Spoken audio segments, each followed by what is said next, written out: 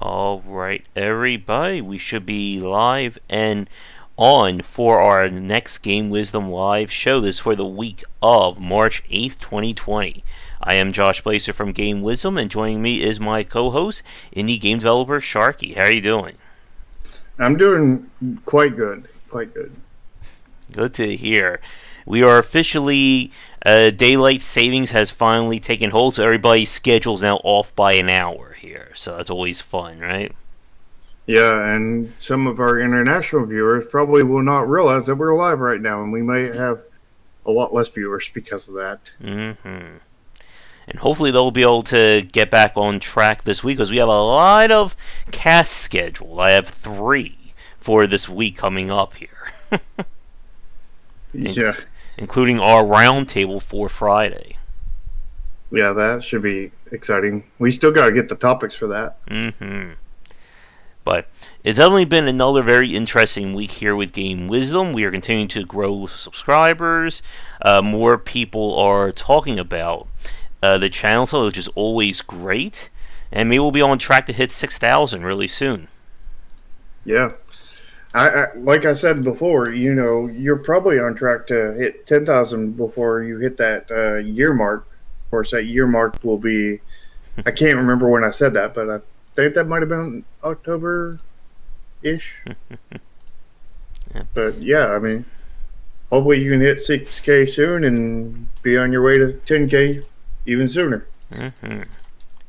But we certainly have some very interesting topics to talk about. I'm trying to see if there's anything interesting in the news. Did anything come up for you?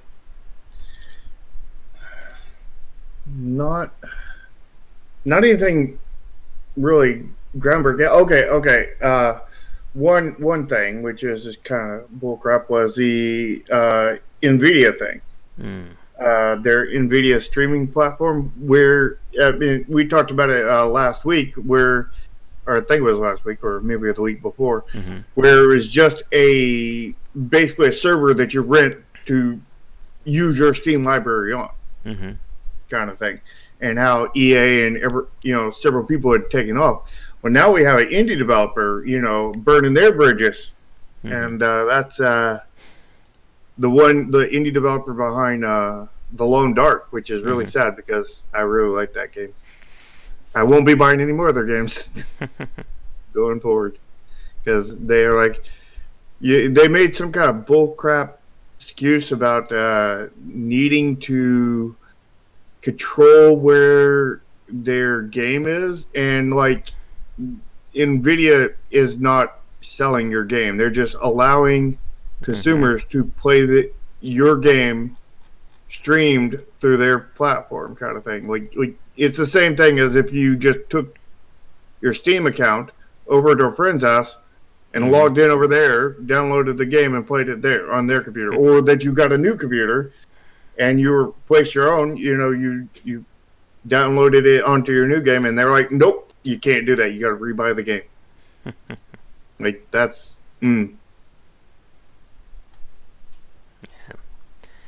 And yeah, it's going again like this whole issue with streaming and kind of where the accounts go, and it's going to be very weird to see how things develop along those lines, especially again with the consoles going to be. I think we're going to be probably seeing maybe digital only consoles really soon.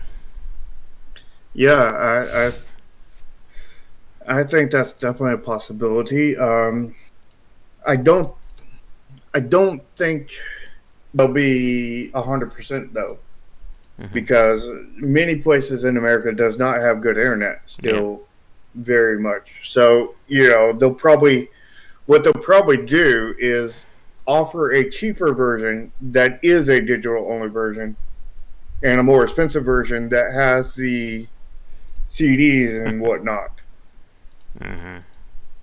so that people without the internet, without any real good internet, can still download the game. Because, like, believe it or not, like I didn't believe this myself, but there's a ton of people out there that are still on dial-up. Like Mm-hmm. like where I used to live at, like 6 months ago or so, I had 5 choices between internet. I had a really, really ridiculously slow cable internet. which I Mm-hmm. think was only doing download speeds of like 12 megabits. And then I had AT&T DSL, which could only do 12, but it was actually more like 7 real world. There was there was satellite internet, which I had bandwidth caps and ridiculously expensive. And then there was 3 different 56K modem dial-up Ugh. services, and oh, it Mm-hmm. was just horrible, horrible. Obviously, I had the cable one, but and the AT&T one at one point, but like it was horrible. And mind you, that this was just like I mean, it's like a 30-minute drive, but like most of that's getting through the city here, leaving here to get to there. I mean, like the actual only freeway distance was maybe about 5 miles. Mm-hmm. 5 miles from where I live at now, in realistic distance wise.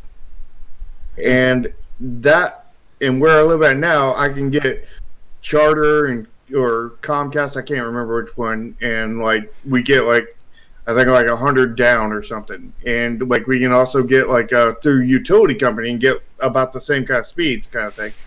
And we can get AT&T, and here you can get AT&T. I think up to 28 or so. Mm-hmm. But you could only get it 12 there, which was only actual 7 or so. So like and like that's our bottom option, and that's better than the top option that was there. Our better option here is our worst option here is better than the best option there, 5 miles away. Mm. Yeah. And again, it's going to be like we had this discussion 10 years ago with the whole, digital with the Xbox One. And we still, as you said, like the infrastructure still isn't there yet. And as Eduardo said, we're seeing retailers die. GameStop's on life support now. Mm-hmm. But I think with that, let's get to our main topics because we got a lot. I think we got some pretty big ones for this week, or potentially big ones. Yeah. So let's start off with remakes versus remasters, and especially trying to decide what makes a good one or not. Because as we've seen over the last 2-3 years, the game industry has caught up to Hollywood when it comes to this idea of remaking and remastering classic games for a modern audience. And it's definitely brought some very interesting discussions when it comes to old versus new fans, as well as taking these designs and modernizing them. So, to get everybody on the same page, when we talk about a remake or versus a remaster is taking a game and re-releasing it for a modern console. You can add or change certain elements to it, but for the most part, this is going to be the same game as it was 5, 10, how many years ago. So examples of this would be stuff like the Kiwami series of Yakuza, that Catherine Full Body, and even something like Persona 5 Royale, that despite adding in what they're saying, 30 hours or more content, it's still the same story, it's still the same gameplay loop. A remake is taking that game and completely rebuilding it from scratch. So while the game may have the same story beats, to some extent, it can be a completely different game from a design standpoint. So, good examples of this would be stuff like Resident Evil 2, what we're hopefully seeing with Resident Evil 3, and I'll talk a little bit more about why I like those examples in a few minutes. And probably not so good examples, depending on who you talk to, would be something like the Final Fantasy VII remake that we had a chance to witness this past week, right, Shark? I witnessed a lot of things, and my blood pressure and pulse went out through the roof. I had so many aneurysms. They were Nearly at fell out with a heart attack. 5 aneurysms a minute there, I think we were at. No, it was way more than that. Way more than that. And we also have the the Dungeon Defenders uh, remake. Mm-hmm. Although I don't know, that's kind of blurring the lines between remake and remaster that on that one. Mm-hmm. Yeah. So, and that would be again another good example of a. I think that would be more. I think that's more of a remaster, even though the fact that they are trying to re-release a game and make $50 off of it, or $40, Yeah, whatever it is. ridiculous amount. Mm-hmm. So, let's see. Where do we want to start? Well, we'll start with remaster because I think that will be the maybe the easier of the two. So, for you, what do you think must go into a good remaster of a game? Well, I mean, it all depends on what game you're remastering, kind of Mm-hmm. thing. Like if the game was not too old or didn't have any really like glaring issues, kind of thing, then I mean, a remaster could just be basically building an emulator and releasing it, kind of thing. Mm-hmm. But I mean, that wouldn't necessarily be bad if it was a really solid game with really solid controls and all that stuff. If everything was, in tip top shape, kind of thing. Most games are not, it's depending on which one you remake. Mm-hmm. But it would be, what I would consider a really good one, though, would be one that not only includes, what we just said, with an option, where it can just be, it's the original game with all the original stuff, nothing's changed here, it's just on a different platform, kind of thing. Mm-hmm. It would have an option for that, but it would also have an option for maybe stuff like updated graphics, updated music, updated sound effects, updated Mm-hmm.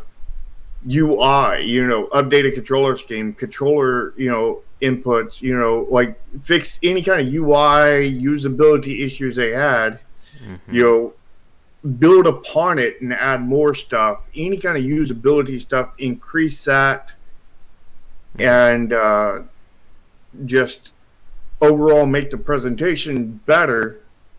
And at the same time, if you could add in some extra content, because like if depending on the game, like there could be a spot where it's like, it would have been really awesome here if there was this extra bit right here and over here too, and then include those extra bits, like Yeah. add them in, kind of thing. Yeah. So I think when it comes to remastering a game, it definitely falls on a very wide spectrum, and I'm seeing a very big glare in my corner here. I'm going to close that window. I will give me like 5 seconds. While I do that, a really poor. I guess here's the example. What do you think about Dark Souls? And I'm going to ask chat this as well while I get up and shut my blind there. The Dark Souls Prepare to Die edition. Because I felt that was on the low end of the scale. Yeah, the sun will burn me if we're not careful. Let me do that. I'll be back in 4 seconds or less. Well, I didn't play the Dark Souls remaster, so I am unsure exactly what There you go. Get rid of that that nasty is. sun. Yeah, can't have that. Mm-hmm. But I was telling him that I didn't actually play it, so I can't really comment on that. Well, from what we play, and we did a run through of it on stream, the graphics were updated. The game felt like it was running a little bit faster, but absolutely nothing new in terms of content was added with that Prepare to Die edition. Yeah, I mean, how long had it been since the original? Let's Uh, see. How how how many years was separating that? Looks like 8 years, or maybe 7. I forget if it was 2018 or 2019. Let's see.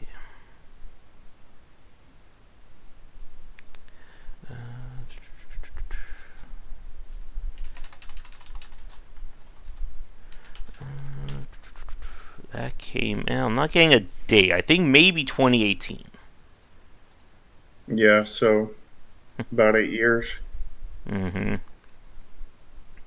Yeah, I mean, they probably should have done more to it, or if they released it, at least released it fairly cheap like that. Yeah, they were asking Because like full price for it. mm, Yeah, and I think what you were saying earlier about improving or trying to fix issues is another very big point. Let's see. That was one of the things I really like about the Kiwami, Yakuza Kiwami 1 and 2, that they not only change a lot of like, the basic systems around, they greatly improve the graphics because they switch to the Dragon engine, and they add in new game systems. Kiwami 1 had Majima everywhere, and the second one had that like weird RPG, RTS kind of game in it. yeah, El Gordo said that remaster shouldn't be full price, and I would say it depends on the remaster. Mm-hmm. Like if it is just a here's the original game but on a different engine, Mm-hmm. and that's it. It should be cheaper certainly. If it's that plus a minor graphics upgrade, again it should be cheaper. But if they went into if they actually put effort into it, kind of thing, and Mm-hmm. did it right and everything, that's where I say that they could charge full price reasonably for it. Yeah, like to give you a case in point, Persona 5 Royale is going to be coming out at $60 on PS4, and it has not been a long time since Persona 5 came out. I think it came out last year. But in this case, they're supposedly adding in 30 more hours of content to the game, along with new story, new mechanics, and it very much seems like the quote unquote definitive edition. Very similar to Catherine Full Body in that regard. That would be really questionable because you know what we've said about just add more of it and it's better. Mm-hmm. So I mean, like, are they just adding more, or are they, you know, giving some kind of meaningful content in there that is not just more? That we'll have to decide by the I play it on stream.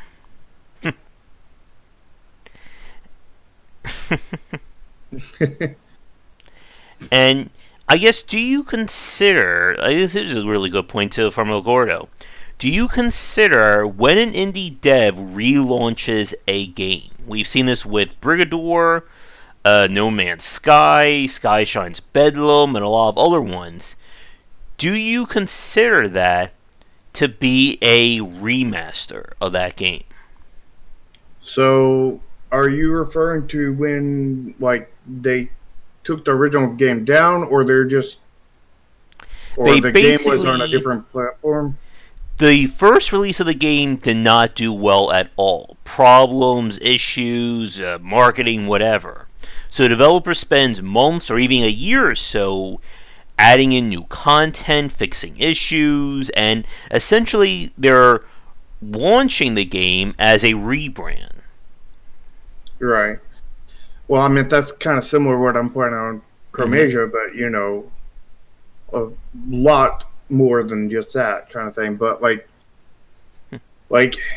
it would depend on how much you add, how much you change. I mean, if they're just changing their marketing kind of thing, then I mean that's just a re-release essentially, not even a remaster kind of thing. But if they're adding a bunch of content, if they're changing stuff and everything, doing a whole lot of different stuff to it, then it would be it would be a different story. That would be Typically, when we see this in the PC side, excuse me, it is that the second launch is going to be a much better version compared to the first game. With Brigador, one of the things they did was completely rebuilt their control scheme UI, as well as adding in new gameplay stories, new content along those lines. But like we've said, it's kind of like that in between the two, which is not that easy to say. And again, some developers will just literally say it's a brand new game when it's really just the same game, like we saw with the whole War Z. No, I'm sorry. Yeah, Daisy was the original. War Z was the cash grab and like the trying to cheat people there. I mean, if only like 100 people bought it, I don't see a big issue with saying it's a new game Mm-hmm. kind of thing. But if several thousand picked it up and everything, and you didn't really change much of anything or Mm-hmm. anything besides your marketing campaign, there's definitely an issue with saying it's a new game kind of thing. Yep. But again, it all depends on how what that original copy did, kind of thing. How many people, like are actually aware of it and everything, and well, not even just aware of it, actually played it because like if you didn't play it, you don't know anything about the game Yeah. because I mean, all you know is screenshots and all you know is the art, which the Mm-hmm. art can be really easily changed in a remaster Yeah. or re-release kind of thing. Mm-hmm. So if the sales were under 1,000, I wouldn't really see much of an issue with the saying it's a new game because it pretty much is because ain't nobody played it, except for like testers. You had a few paid testers basically, essentially, because in the end, you normally have, if you're like AAA or whatever, you normally have a probably 100, 200, 500, 1,000 plus testers Mm-hmm. kind of thing. So I mean, if you sold less than 1,000 copies, I mean, you just had a larger test kind of Mm-hmm. thing. You had some pay testers kind of Yeah. thing. I don't know if you heard, but I just like cracked my right thumb knuckle really loud. I think that Toki game hurt my hand from last night with the rapid fire. And and yeah, that's always been that, and especially with the independent space. I mean, as we all know, as we've talked about before with Chromasia, as well as with other indie titles, there are games that completely flew under everybody's radar. And outside of the hardcore or the masochists like me who buy every game, we don't get to. They may not have seen that title. And I want to go to El Goro's point, and this is something that Ryu brought up earlier. What happens when the original game is either still available or it hasn't been that long ago? Because this is where it gets very. It can get potentially very skeevy or sketchy here. Again, with something like Dark Souls, for the PC audience, we had that game. I mean, it wasn't going anywhere. But From Software and Bandai Namco released the Prepare to Die edition, and you still had to buy that. And not only that, they did something similar with Dark Souls 2. If you remember, that Dark Souls 2 got there's re-release called Scholar of the First Sin. And in this case, what they did was they did a complete bundling of all the DLC, as well as a complete rebalance of the entire game. And it is priced at exactly $40 like the second game. And I'm sure they did offer some kind of a discount for people. Oh, wait, here it is. Like this will surely piss some people off. If you bought the first game, to get the upgrade, all they do is take $10 off the retail price. So for Mm. everyone who owned Dark Souls 2 to begin with, it's kind of a slap in the face to have to re-buy the game.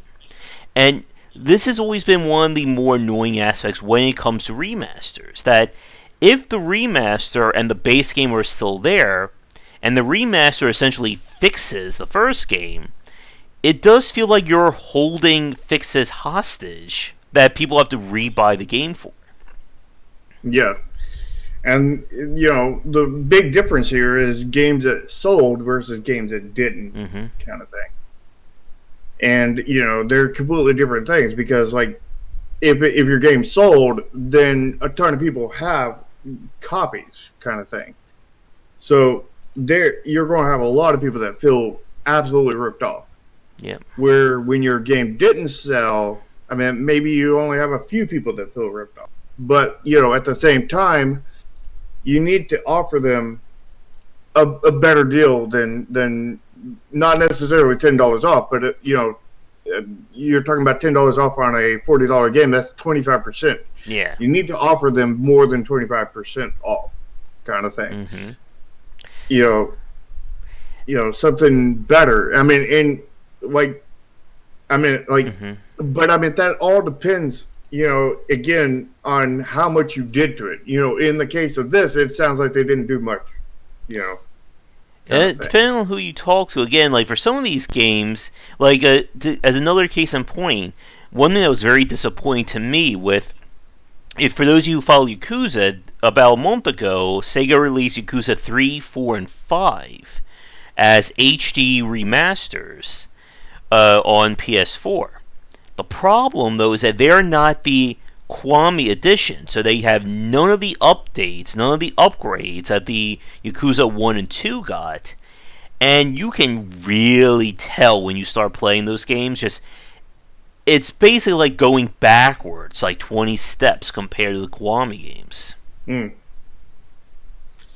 But like I said, it would depend on how much they changed, kind of thing. Like if they, and how much better it is, because 25%. I mean, like if it's a lot different and they have really put some work into it, the 25% might be worth it, kind of thing. But if they've done very, very little, 75% off may not even be enough, kind of thing. Yeah. And it all depends on how much it is. Yeah.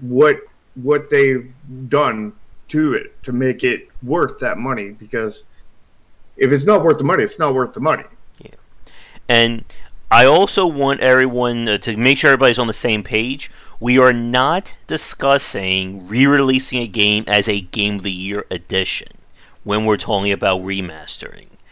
As we've said before, plenty of games, especially those with live service and season passes, will get a second release as, the Game of the Year edition, has all the DLC, all the bonus stuff, blah, blah, blah.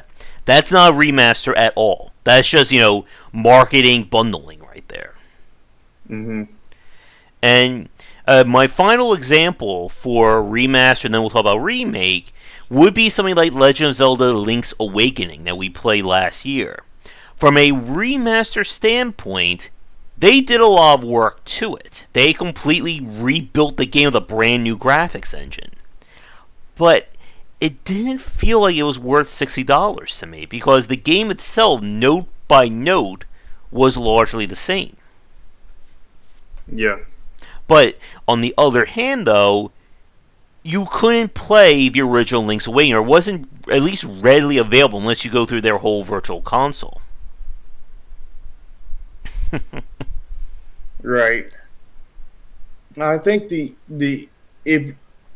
I think when you do a remaster, what you need to do is, number one, you need to include the original in there, unchanged, and then you need to provide an extra set of options and toggles about, toggle the new graphics, toggle the new, sound, toggle this, toggle that, toggle this new extra content that's in here, kind of thing, and just set everything up configurable. Yeah, that just brought up a really good example I almost forgot about.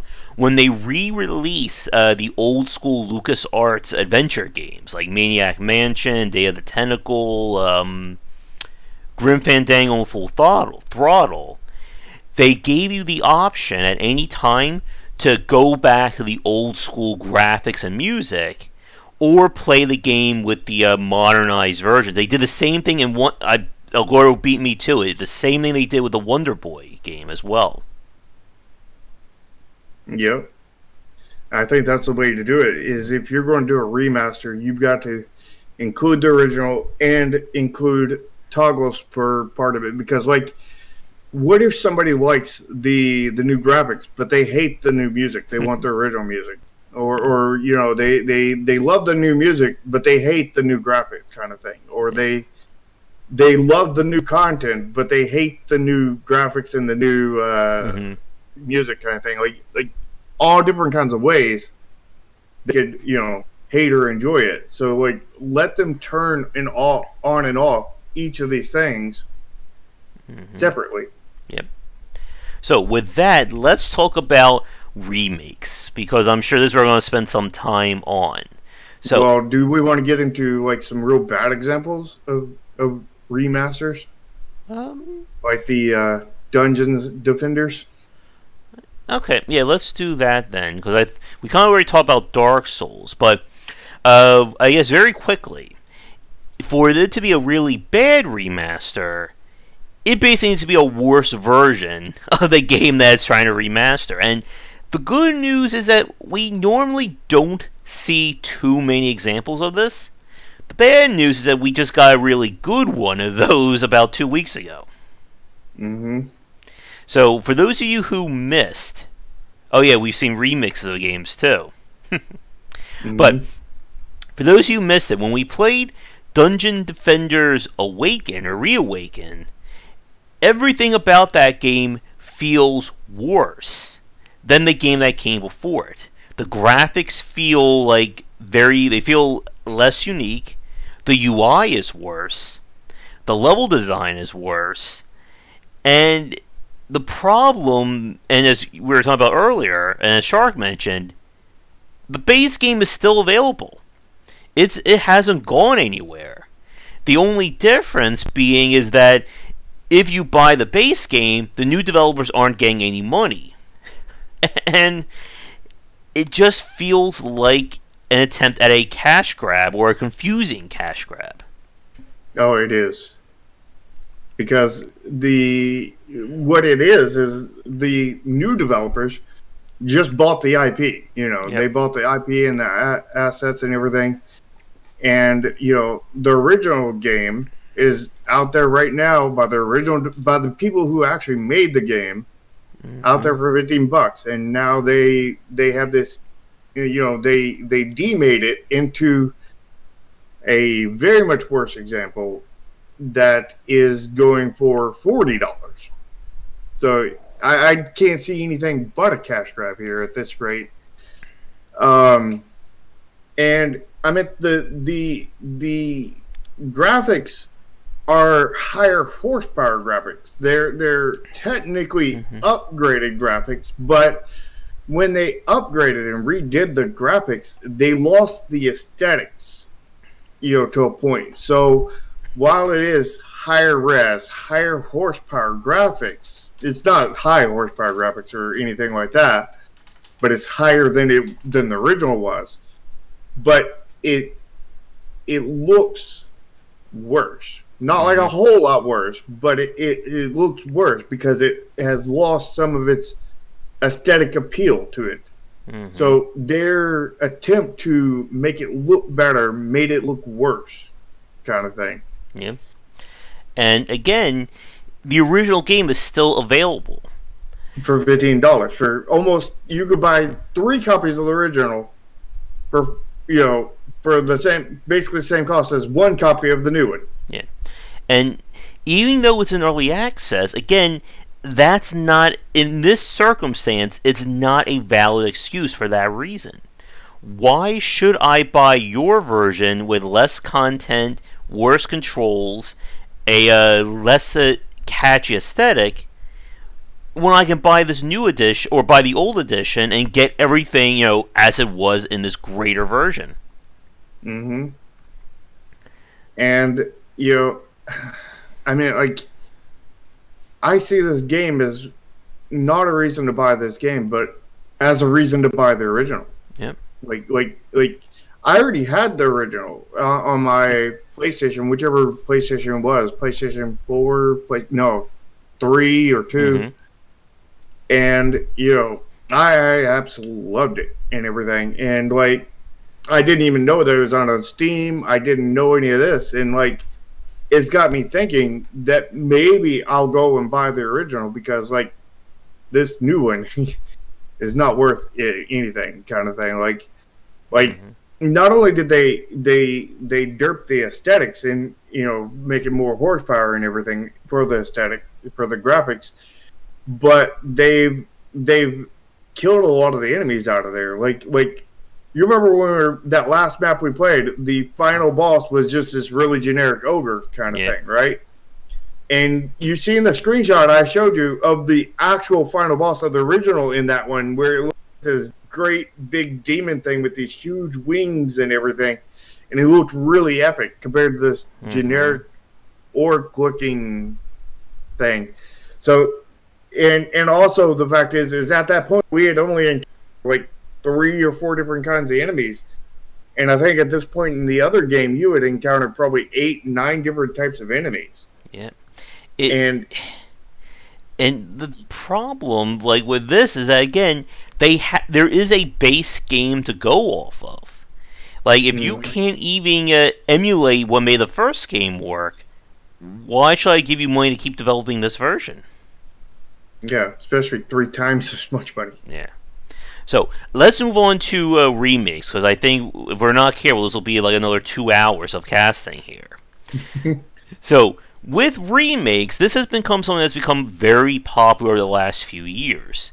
With this idea of taking older games and bringing them back, and we can certainly get very busy into this one. So I guess should we go with my good example first, or Shark's not so good example? What do you think? Let's go with your good example because we need the good before I rant for about an hour or two. I will have to put a clock on screen to keep the rant to a minimum here. All right. Well, go with the bad examples first. What do you think? I don't know. We could. Uh, all right. Limit the shark rant. Okay. So in that case, we'll start with Shark, who completely loved Final Fantasy VII Remake, and then I'll go to my example after that. Oh yeah, like Final Fantasy VII, the original Final Fantasy VII was like the game, not necessarily that got me into game development, but it was like my main inspiration as a game developer to go. And you know that's kind of where like it's very close to me. So obviously messing with that really gets done. And like the remaster isn't even it's not even remotely the same game. It is. I mean, it is basically Kingdom Hearts or Final Fantasy 13, or I think it's actually closest to Final Fantasy 13 kind of thing. One of the worst Final Fantasies there is, or probably the worst Final Fantasy there was, is basically like they took Final Fantasy 13 essentially, pulled the skin off of it, and leaving all the mechanics and everything, and then they just ripped the skin off of Final Fantasy 7 and just slapped it on top of there, and they didn't even close up the bleeding edges on it. And it's Mm-hmm. just like and then they have like all this, all these changes they've done, even to the aesthetics, the skin itself. Like they've upgraded the skin in a lot of ways, but at the same time they've downgraded it by doing some questionable you know questionable things with let's see how to word this, questionable things with how questionable things that didn't need to be changed. Things that didn't need to be changed, they changed because certain people who are probably never ever going to play the game had a problem with them. You know, there's a certain crowd of people that never play games but are always trying to to find problems with them, and because they're always trying to find problems with anything in life. And yeah, those people, targeted Final Fantasy VII, and it's not about exactly what they changed. It's about there was no reason to change it, kind of thing. Like, you don't change something that's already good. You change the bad things. You don't make the good things worse, kind of thing. And I'm sure there are probably going to be people debating that as well. People who really like the updates to the combat system and things like that. And like I've said, like I said this when I did the demo on stream. I am the neutral observer here. I played Final Fantasy VII. I thought it was okay. Again, the Final Fantasy franchise has never been one of my favorite ones in terms of RPG design, but playing that, it felt like they were trying to either force feed an action game into an RPG or an RPG into an action game. Like, it didn't feel like everything was firing on all cylinders. No, it definitely was not. It was a V8 running on one cylinder, one busted cylinder. it looked good for the most part, but like just like the gameplay just horrible. The dialogue was starting to hurt me by like the halfway point of that demo. Oh yeah, like they apparently turned Barrett into Mr. T, which I pity the fool that they came up with that. Like that was horrible. Like, Barrett in no way is like freaking Mr. T. Also, they made his character like they made him like 3 or 4 people wide. He's big and strong. He's not 3 or 4 people wide. He's not a freaking golem from freaking Dragon Quest. I mean, please. He's an actual living person, not somebody that has this, pelvis that is like 4 foot wide. That does not work for him. Yeah. It doesn't even match the rest of the characters. Like, it just feels completely out of place, kind of thing. Yeah. And they've just changed so many things. Like, it feels like even the combat system that they've incorporated, it feels like they screwed it up. Not to mention like one of the core things, one of the core gameplay mechanics, one of the core loop mechanics of Final Fantasy VII was the materia system. Being able to put it on your weapons, you had the link ability, and you would combo in between them and everything.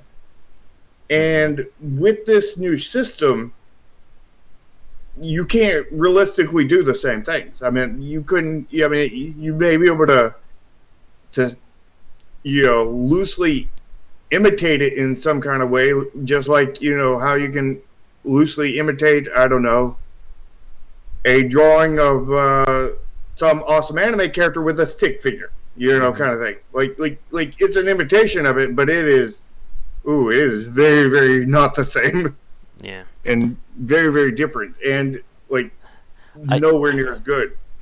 I feel like this is like Square Enix compensating for people complaining that they don't like turn-based systems anymore. But instead of trying to make those systems engaging, they just decide, we're just going to throw it all out and try and build something brand new. Yeah, and since it's episodic, they have many episodes to do with it. And, and it all feels like a cash grab. Like I've said this, very expensive cash grab. Yeah, because they're going, what they're trying to do. What I see this as marketing wise is, they're trying to get all the new people to come in on their bullcrap, semi-action based, combat system and get new people in behind that, people who never gave Final Fantasy a shot. So they get a lot of money there because of all the hype around Final Fantasy. And then they get all the original players from Final Fantasy that, that either lie to themselves and say that they like it, because a lot of people are going to do that, or they absolutely hate it and wish they never played it, but will probably keep on playing it, because I know several people who absolutely hated where Kingdom Hearts had gone, and they knew that it was a train wreck. They hated it at that point, but they keep on buying the new games because they're like, well, let's just take this train wreck to the end, kind of thing, and just kind of thing, and they're going to make tons of money off of this. Way more than the original did. Way more than the original did. Because of that. Because, but in the end, it's going to be a really crappy game that made a lot of money, kind of thing. It's going to be possibly the worst game Square Enix has ever made in all their history. Yeah. And it will be yet their highest grossing and most rewarding piece of crap they've ever made. What would be like the ultimate thing? Would be like at the end of the Final Fantasy VII remake, they announce they're remaking The World Ends With You, and that way I can get all my aneurysms in at that point.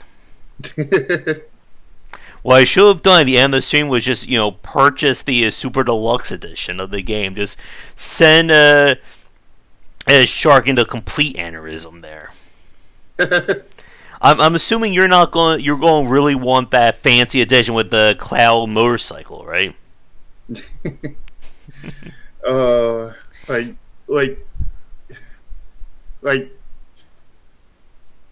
love it so much. I mean, you could deep inside, I want to buy it. Mm-hmm. Even though I know it is an absolutely train wreck.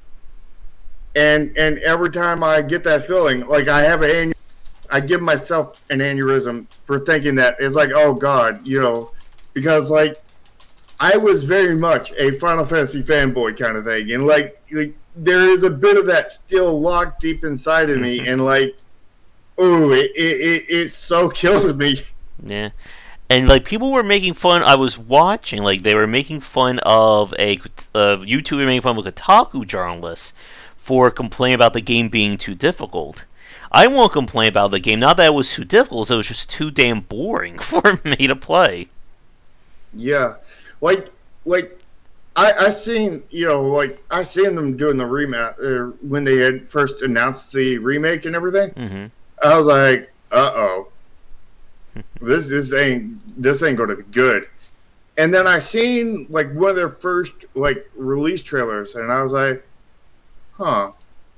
looked at the combat and everything. I was like, this could be interesting, but how would they get the materia system in there unless they did some kind of derp version along the lines of Final Fantasy Crisis Core and everything? And it got me thinking and everything. There was no real way to do it, but it got me thinking about game design and based off of what I had perceived they had done. And as I see more and more, it's like, oh, that's not what they did. Mm-hmm. If what I had perceived that they'd done was that it was still turn-based and everything, but it was turn-based in such a way that when you issued your commands, it would animate and everything as if it was an action game, and they would jump back and forth almost like a Chrono Trigger did. You remember Chrono Trigger's combat? Where that, but with Super HD kind of thing. That's what I was thinking they had done. Is something along that lines kind of thing. And I was like, that could be an interesting way to do turn-based combat. Is have it still be turn-based, but have it don't just have the 3 characters or 4 characters or however many characters you have just standing in place. Have them jumping around the field and look like an action-based game. And I was like, that could give you a real good visual appeal kind of thing to the game, and not feel like turn-based at the same time of being turn-based and true to the formula and everything.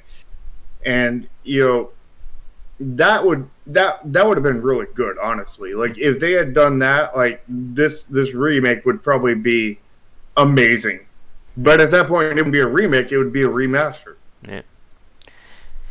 And like for me, it just didn't feel like, again, like the whole combat system just felt off to me. Like, is it supposed to be an RPG? It's supposed to be an action game, and I don't know. Like, and there again, like the whole multiple episode thing. I'll probably wait for super fancy. It'll be the remaster of a Game of the Year edition by the time I finally get a chance to play it. Yeah, I think I think if you were to do a remake of it instead of a remaster, like I was talking about, like the only way that I could see that you would really like do something good with it is make it an action RPG. Like a Star Ocean or Final Fantasy VII Crisis Xenoblade. Core, Xenoblade, Mm-hmm.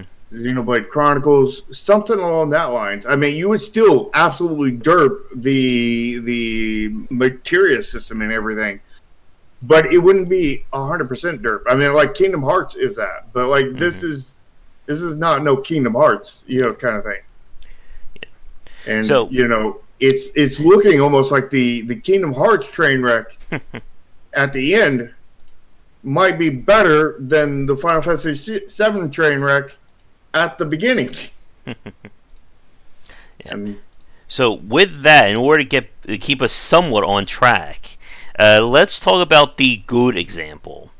And I would like to hit one more point before the last point is at the end of the demo, they completely changed the story.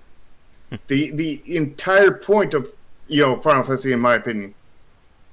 And that was at the end when you were escaping and that bridge fell, and then Cloud just jumped up on it and went on out the door. That's not what happened. What happened was Cloud fell off that bridge, and he fell a very long distance, landed on a church roof, busted through it, landed on the one patch of like flowers and everything that Eris had been planting inside there.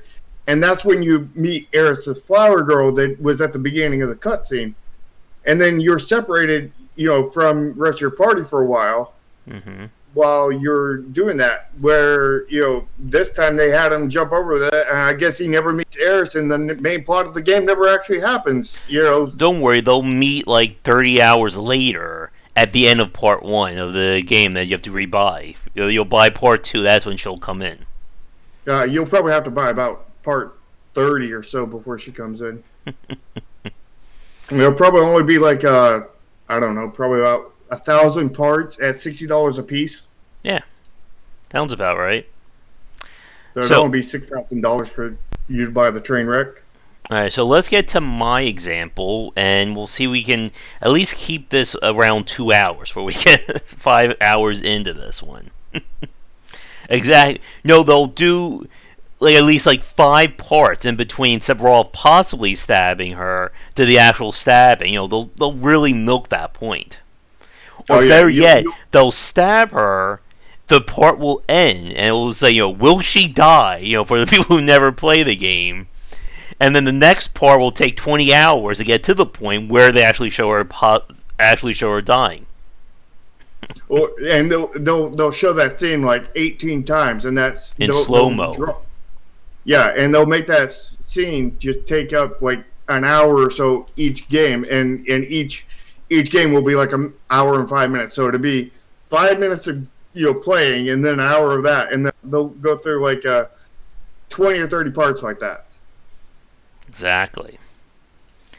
But to get some, there we go. There's our time. Can you pickle something in between Shark's rants? Alright, Mojo, see you later. Alright, so to my example of what would be a good example of a remake, let's talk about Resident Evil 2 and what's ideally Resident Evil 3. Both, what Capcom's been doing, well, first off, the original games aren't really available anymore, at least not on modern consoles. And what I like about what they're doing is pretty much the opposite of Dungeon Defenders and what looks like with Final Fantasy VII.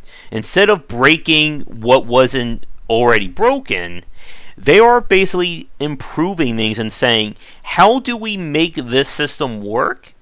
But, what we could do with modern technology and modern systems, as opposed to just throwing it out and saying, who cares? So, the enemy designs, I think, in Resident Evil 2 are some of the best I've seen out of the survival horror genre. With the fact that every enemy serves a specific role, and it's not just, here's a normal zombie, here's a slightly heavier zombie, here's a fast zombie, and, just give us like 15 different versions of that.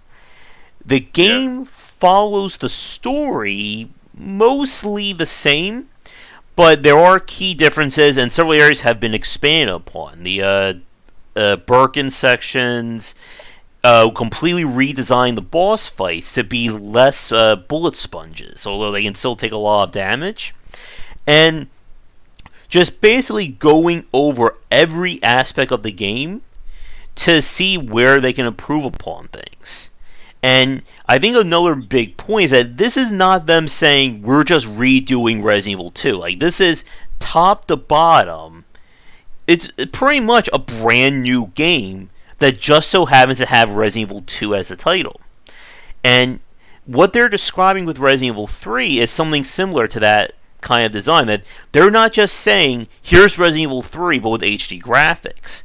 It's basically, we are completely rebuilding this game, but we're using modern computers and modern design, as opposed to what we were doing back in, I think it was 1999, 2000.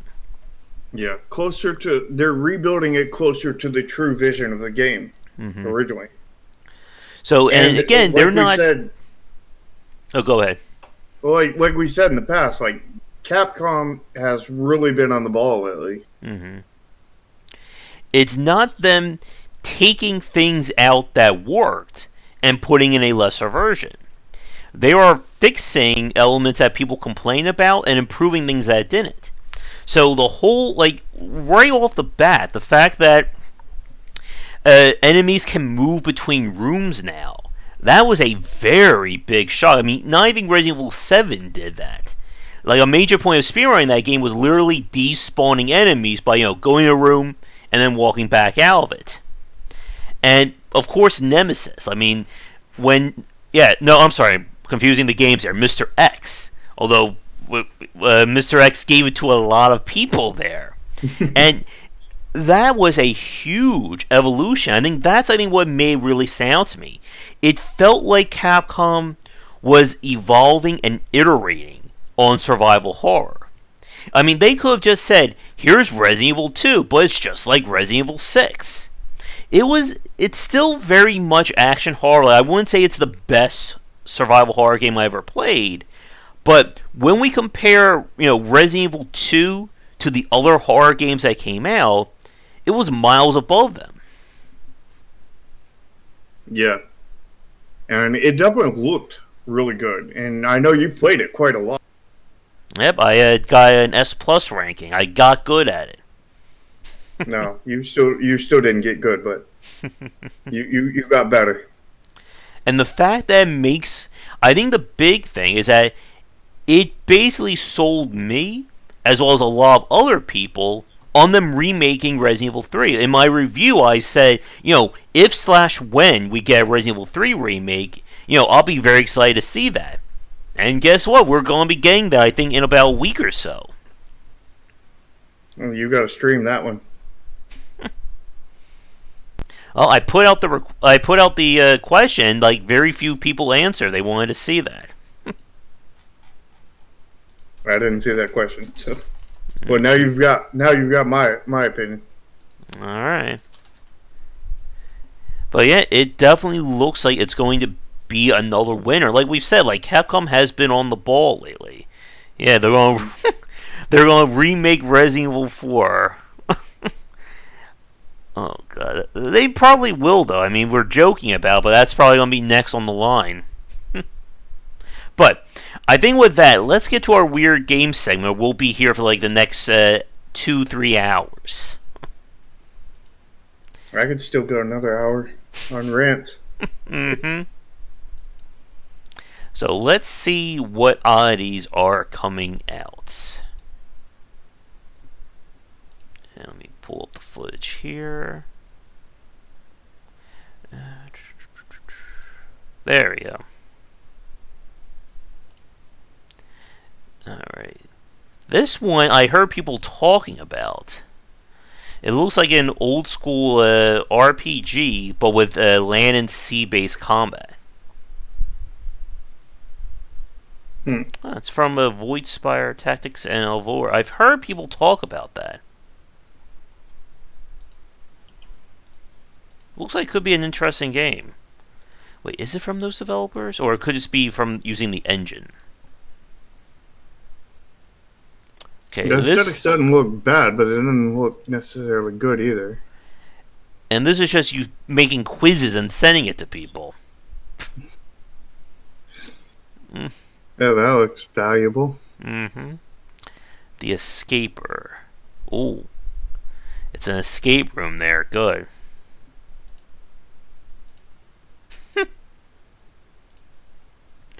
Bullet League, Betrayal, Floppy Heroes 2. Wild West Steam Loco? Oh, it's a train simulator.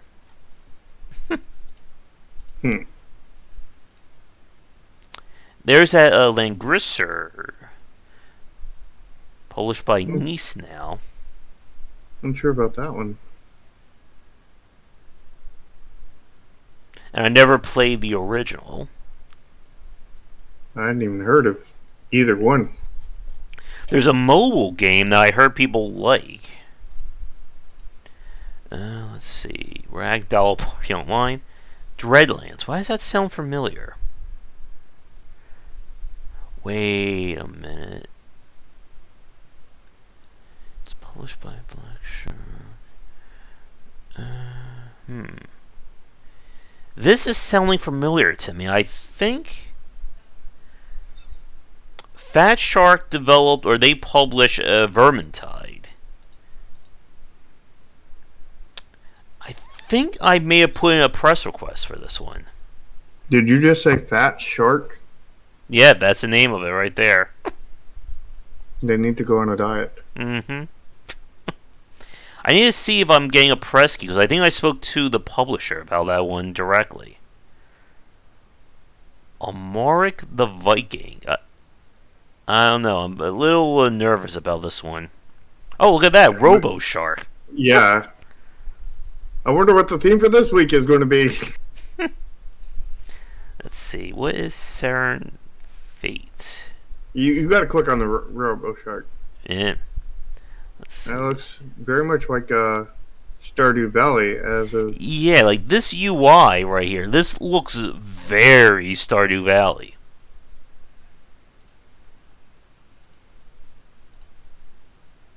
I mean, the graphics themselves look pretty Stardew Valley, too. I just love how the game is not mentioning Stardew Valley in its inspiration. Isn't Shark Week in August? I can kind of see the Chrono Trigger, though, in there, too. Yeah. Tell your familiars. Capture and explore magical biomes. Could. Maybe. Why not? Alright. It'll be funny, this is the hentai game just by distracting us with a shark.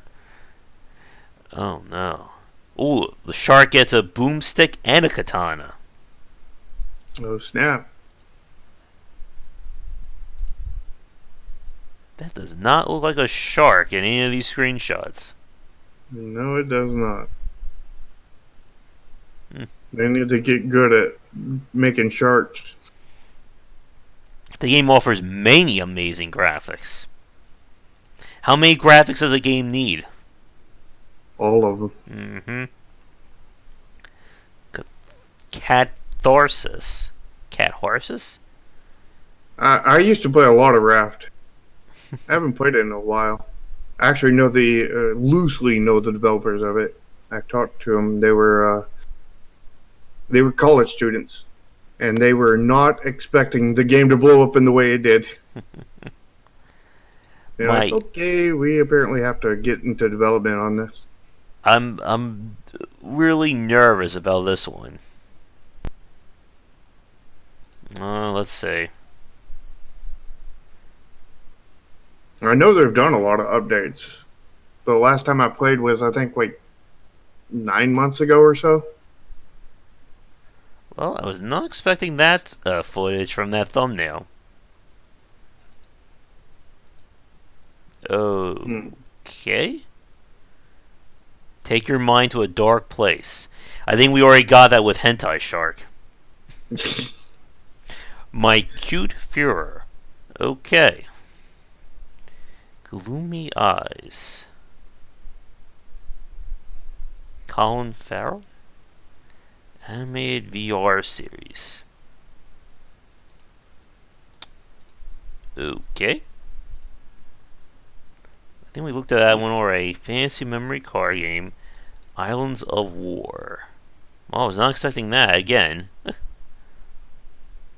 I think I played the Big Alliance ones, but that was the last one I played.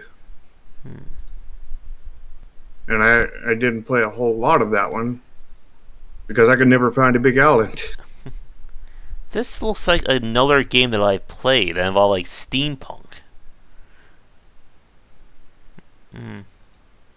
It's very much kind of the voxel based kind of thing, but it's not voxels, it's pixel.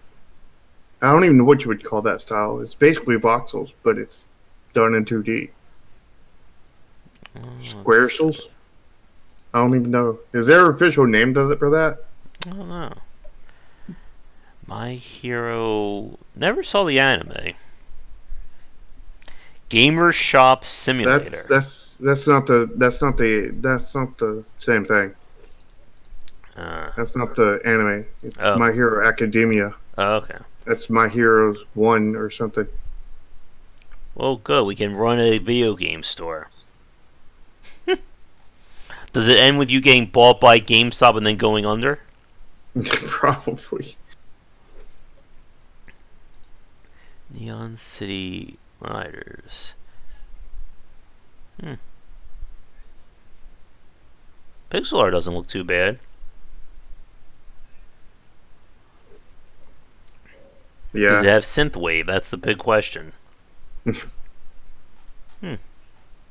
Well, El Gordo has brought this up, so I'll talk about it. Like yesterday, we were talking about naming Project Triad, and a lot of the names that we came up with yesterday started with Neon.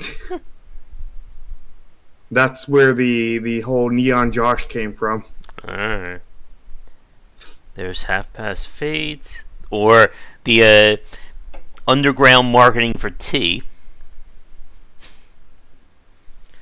Record of Lotus War. Why does that sound familiar? Because it's very much a big thing. 2D style Metroidvania. On that. Well, they kind of had me at 2D Metroidvania. I thought they just had you at Metrovania. I'm surprised I didn't get a press key for that Castlevania game. Bomb Brigade Battlegrounds. More golf.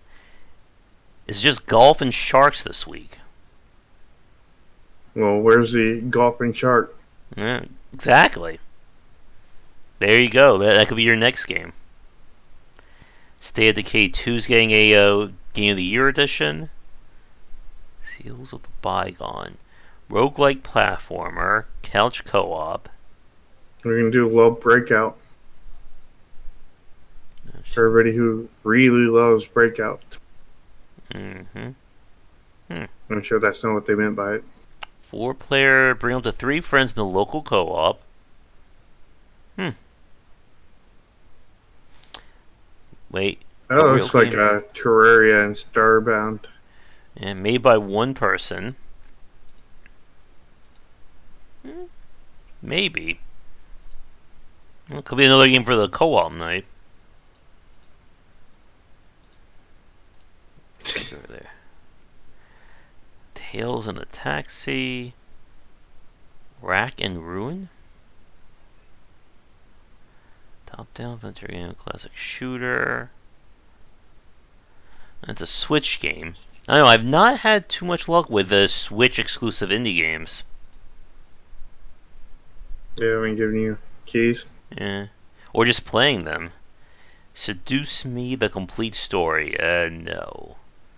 Round Guard. Well, Draco would say yes. Mm-hmm. So we should probably click on it. Mm-hmm. What is this? Pinball Dungeons. Hmm. Looks a little mobile-ish to me. Let's see. Kind Hunt the of. Mug Limp. Sector 40. Democrat Socialism Simulator. I really don't think I want to click on that one. Or this one. Well, we get at least one more shark game. Pillars of Hopefully. Dust. Shoes. Oh, good. 100% completion. One-liners and puns. Do you have to pay extra for puns? Yeah. You can't have, like the one-liners. They're just one line. Puns Mm-hmm. can be multiple lines. Industrial petting. Hmm. All right. Two more pages and then we'll move on. Golf. Okay, there's a lot of golf games coming out here.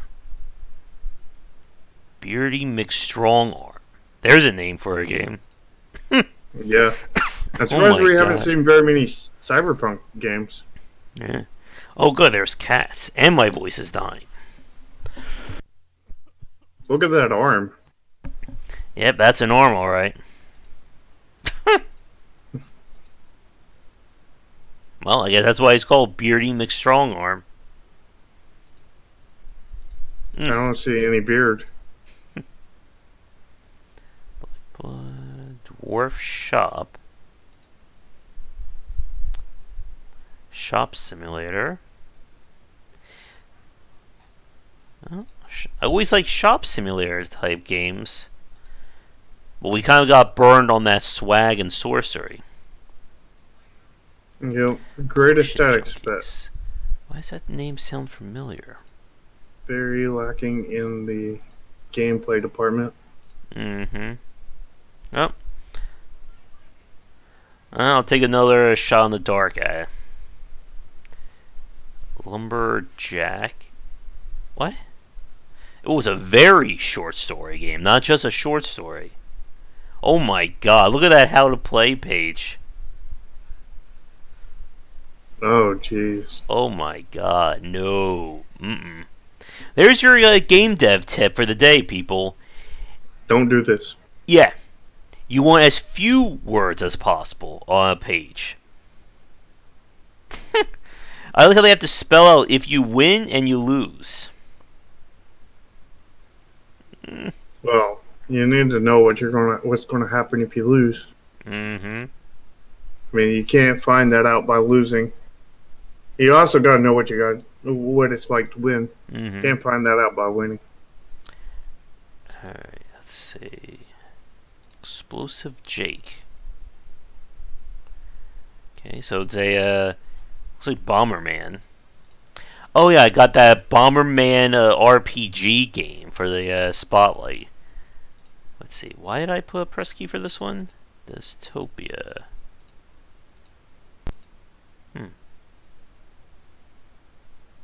I don't know why did you. I don't know.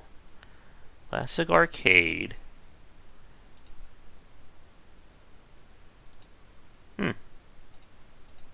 It's good that I don't even remember when I get these games. You just request all the keys. Exactly. Series one, you got 2,000 something games in your Mm-hmm. library. For now, it's going to keep going. Yeah, it'll be Never. 3,000 by next month. Mm-hmm. Never date werewolves. I am not clicking on that one. What about the last chick? Oh no. Where's Draken? How about Bear Vodka Fall of Berlin? Sounds legit. Let's see. Oh, the bear has a little Russian hat on. Use the V key to drink vodka.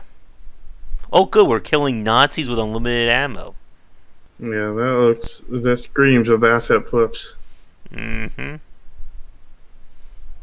Steal Uh, everyone's wife. We're not clicking on that one.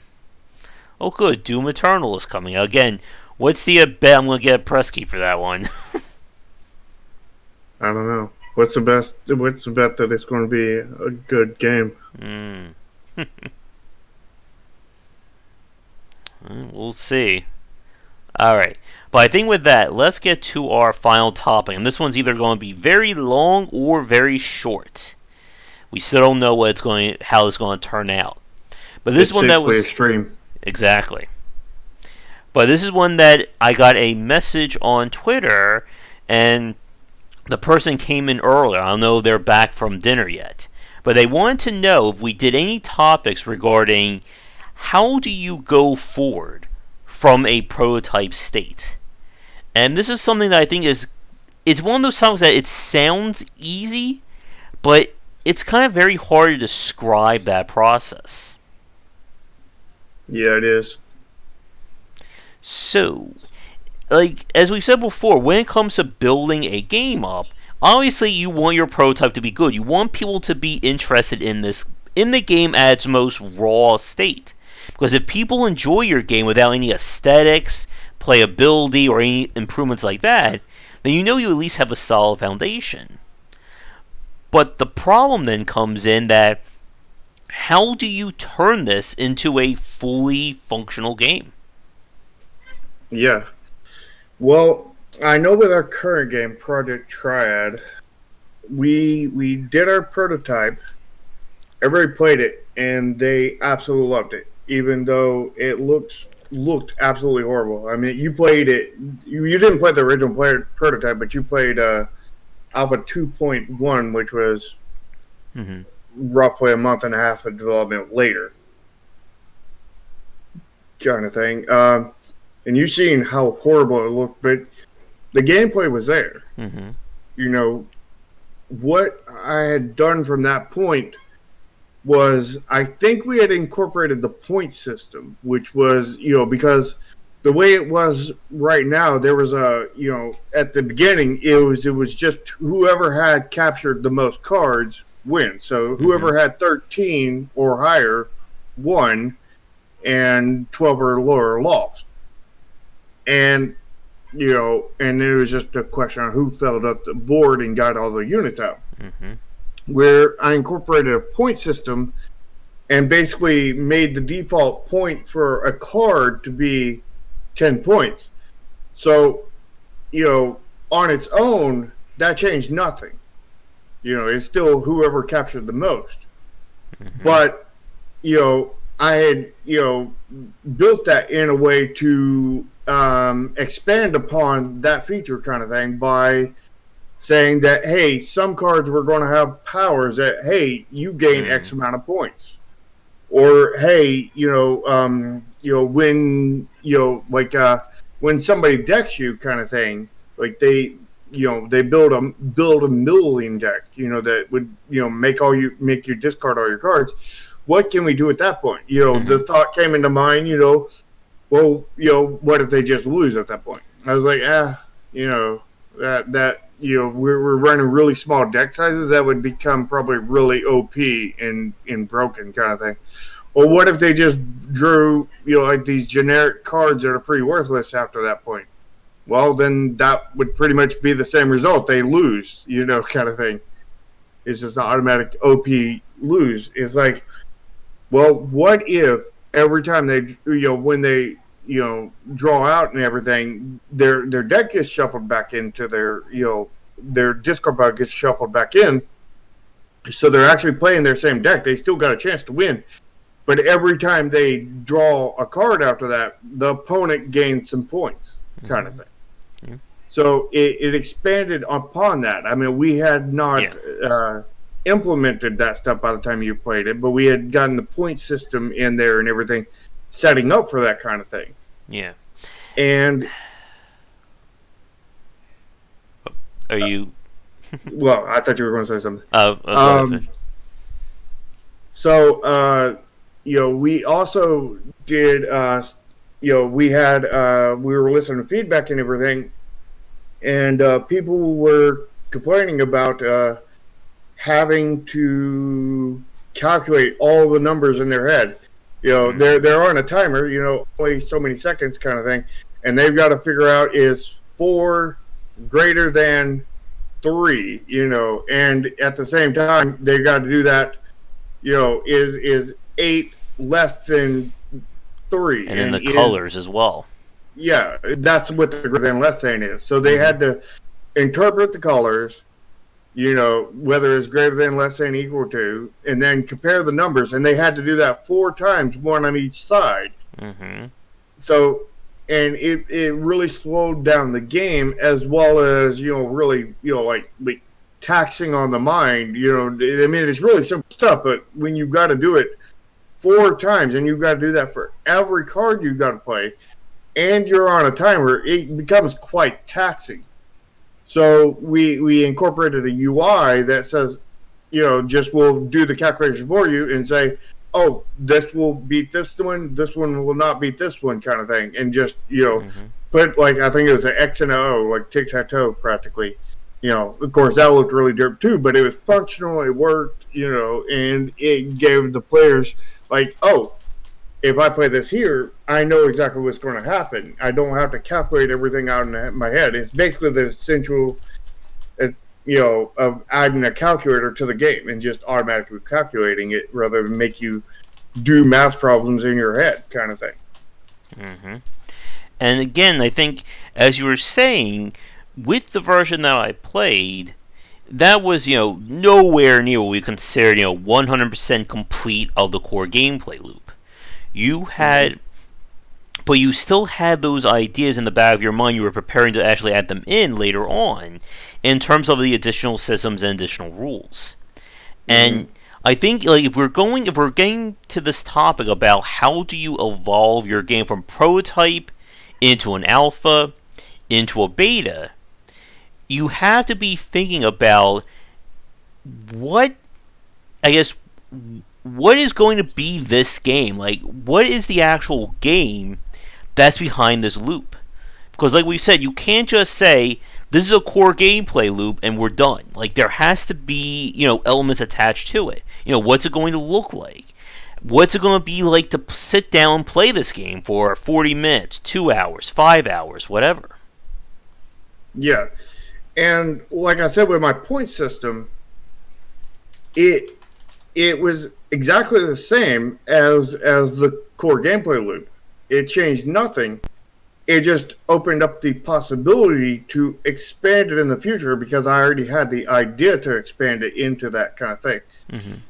And a big part of it was just ideas of how we can take this and go farther with it. And another part was, the feedback and everything from people playtesting it, and watching them playtest it, listening to them playtest it, and seeing what all the reactions were to everything, and seeing what they said they liked and what they didn't like, kind of thing. Mm-hmm. And that helped evolve it too.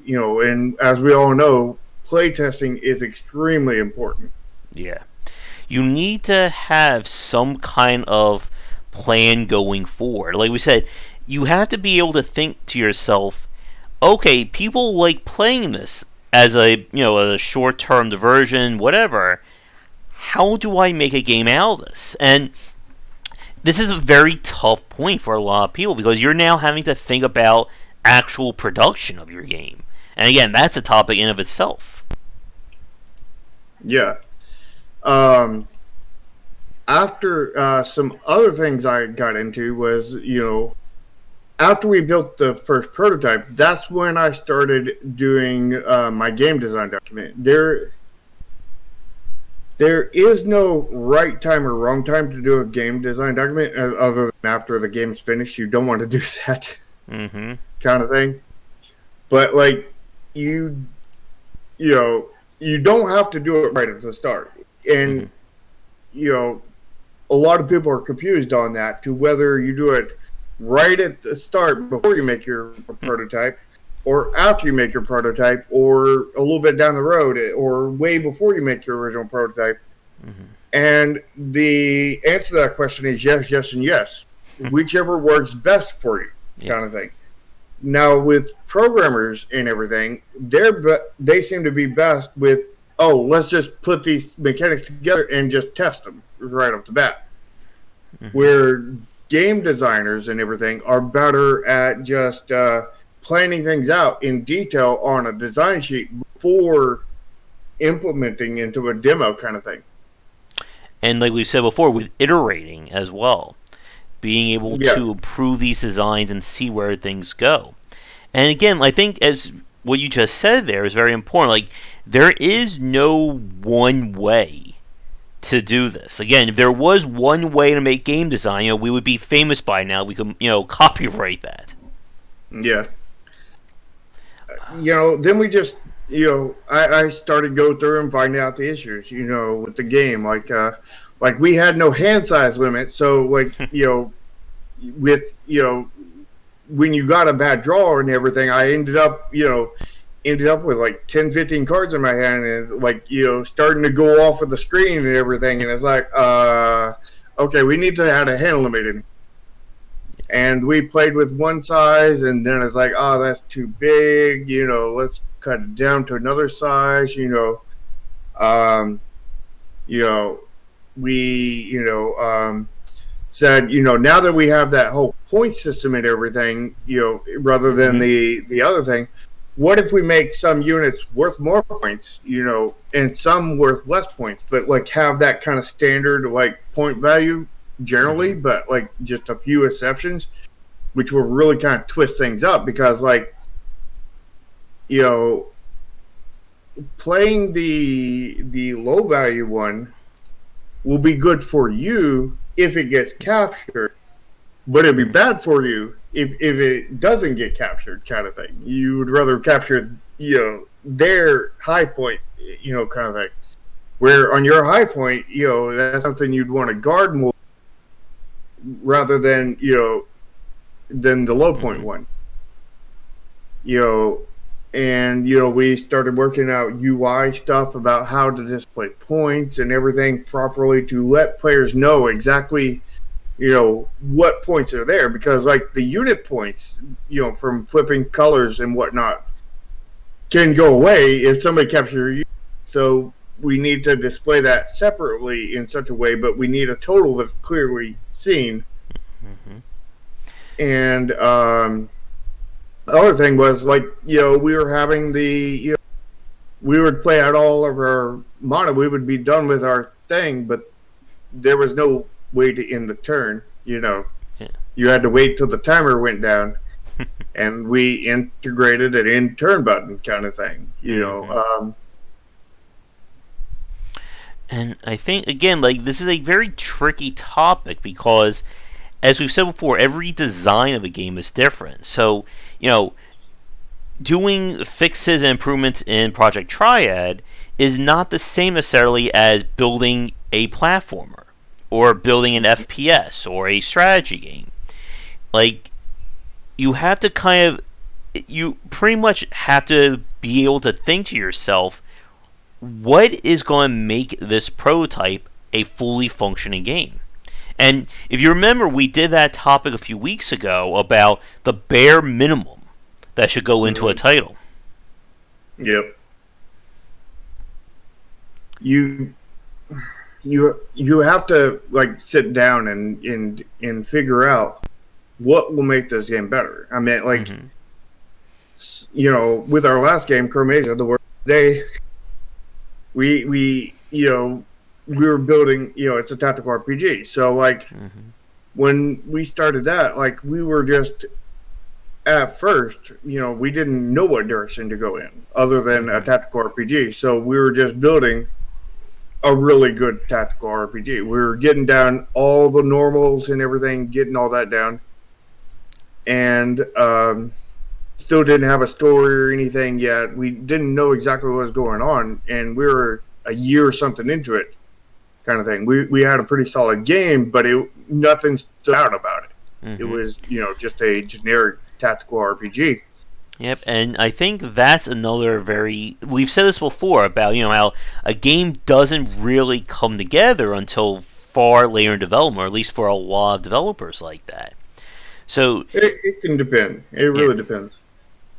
but like we've seen some people say, like the last 10% of our development is when the game really comes to life, and Well, generally the last 10% is the hardest, yeah, and generally that's not it coming to life. Generally that's the polish.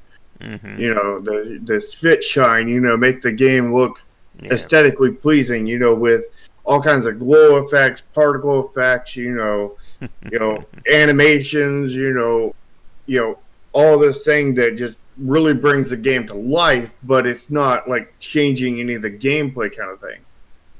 mm-hmm, and again, like when you're trying to get this going in terms of, where do you want to take this game?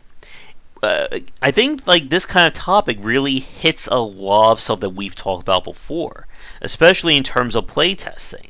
Like you need people to be Mm-hmm. able to say, okay, I like this, but I don't like this, and Yeah, also you really do need people to say that if I add this kind of content to my game, does it actually improve it?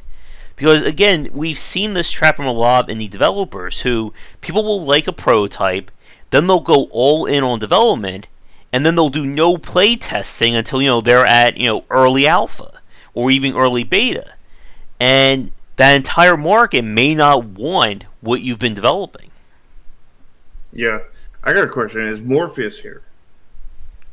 I haven't Because seen him. I think he was here earlier. I know that. Because I would like to talk about his game, use his game as an example. Mm-hmm. Because I've been helping him a bit with that. Yeah, I don't see him Um, on. I'm sure he wouldn't mind if I talked about it. Um, I'm not going to give any kind of spoilers or anything. He's making a Twine game, which is a text-based game, Mm-hmm. sort of like Disco Elysium, but without the graphics, pretty much.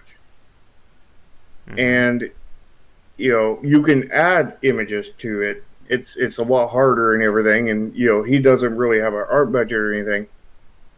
But I was telling him that if he wants you to play it for any more than like 5 minutes, kind of thing, it's Mm-hmm. going to have some graphics to it Yeah. and everything, and he needs to add that kind of thing. And he says, "Oh, I can't."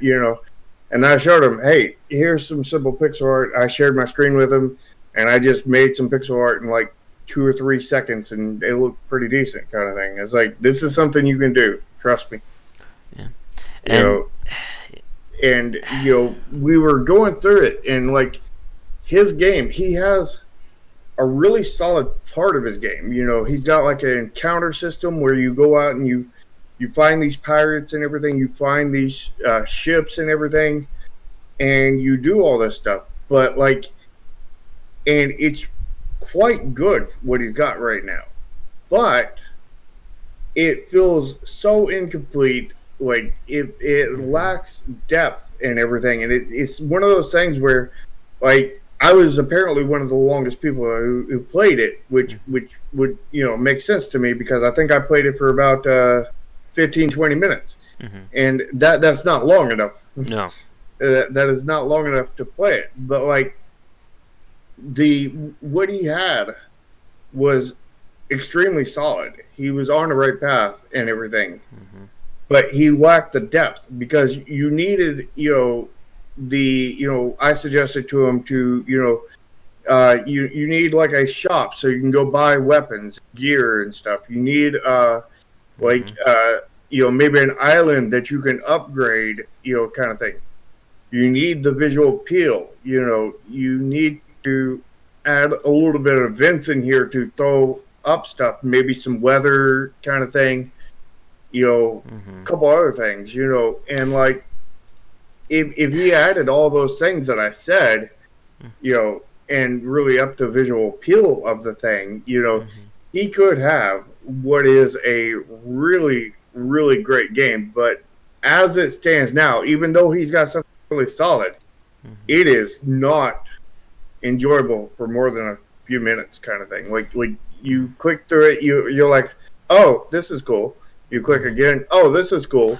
And then I'm You click done. again, oh, this is cool, and then you're like, oh, that's all this is. There needs to be like a connective tissue, or like I said, we need that kind of wrapper around the core gameplay loop.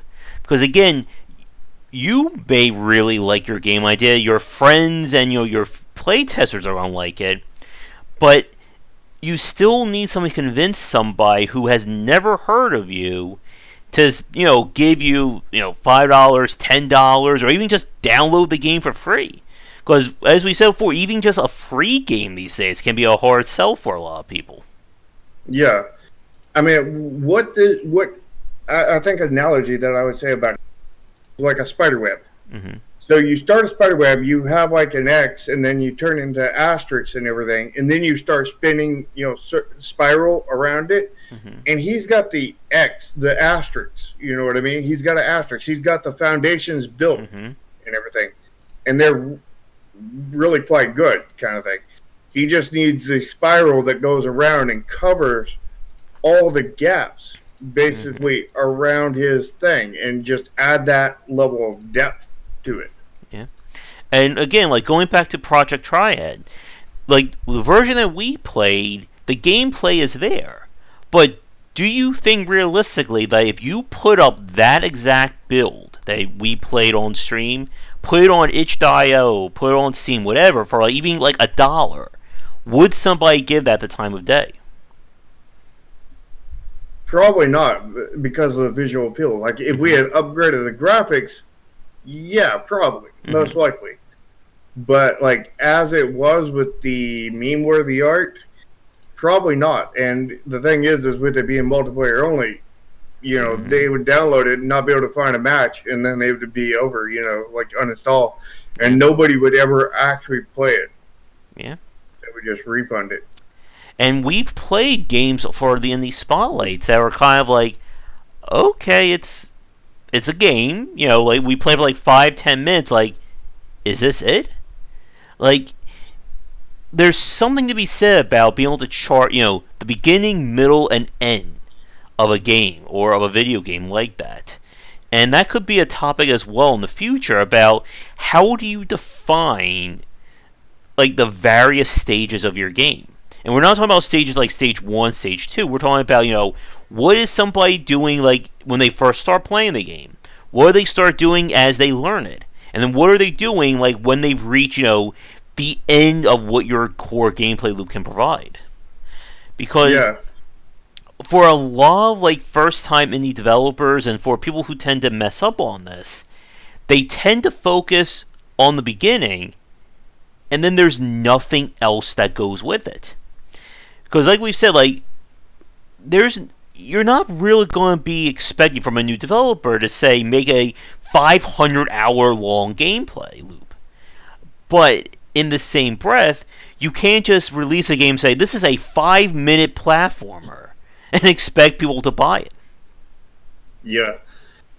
I mean, the thing is when you're going through your game, you don't necessarily have to add mechanics in, to Mm-hmm. grow the experience that way. You don't have to do that. You could have all the mechanics in the first, I don't know, like Mm-hmm. 30 minutes or whatever of the game, but you do have to give a way to let the players grow and experience the game, and Expand. expand. Yeah, like in Chromasia, all the mechanics. Once you got the new game, once you got the level, I forgot the name of my own system. The Rewind. the one where you're allowed to level scaling. Mm-hmm. Yeah. Once you got the level scaling system, I mean, there was no new mechanics added to it. Yeah. But what did get added was new specials, which which had different patterns of you blocks in front of you and different damage rates and everything. And they never actually outdated the others because I made it sure to have them all grow in such a way that they're never outdated each other, and there was always a use for some over others. Yeah. Kind of thing. And like it expanded the strategy and gave a new layer to the strategy, but it didn't add a mechanic. It just added a new move that expanded what was already there mechanically. Yeah. I mean, we've even seen like in like the Kaizo market, for instance, that developers have been doing more in terms of building a complete experience out of these games. They do more of the world map. They have an idea about what mechanics they want to use, and they build their game around it. And again, you can chart that sense of progress from beginning to middle to end. There's something that keeps the player going through it. And as you said, they can see that there is progress, that there's momentum. It's not just here's a minute of gameplay and that's it. We're just repeating that same thing again and again. Yeah, you have to have enough mechanics in there to begin with, though. That's kind of the kind of rule there, because like if you don't have enough mechanics to begin with, then even adding stuff that changes it up a little bit isn't going to be enough. You have to have enough mechanics in there to begin with. Like I said, originally we just, set out to be a really solid tactical RPG before we started changing things. Before we, when we, like I'm really proud of this system, and I didn't even come up with it. It was actually Monkey that came up with it. Well, I refined it, but Monkey came up with it because basically he was doing the lazy programmer thing, and a lazy programmer is the best programmer. Let me tell you that, because the laziest programmers will be like, "Oh, I don't want to enter in 5,000 names in the database manually. Let me just put in a thing that automatically makes them all, and we just save so much work." I mean, that is the best kind of programmer. A lazy programmer is the best kind of programmer. They will just program something really simple that solves, a lot of work situation kind of thing. But anyway, he was being lazy and everything. He didn't want to, put in a separate move and a separate attack and a separate... Just keep it simple. Defense and everything. So what he did was he wanted to integrate, and he talked to me about this, because he wanted to integrate move and attack together. So there wouldn't be a move together. And I was like, well, what do we do with the defense?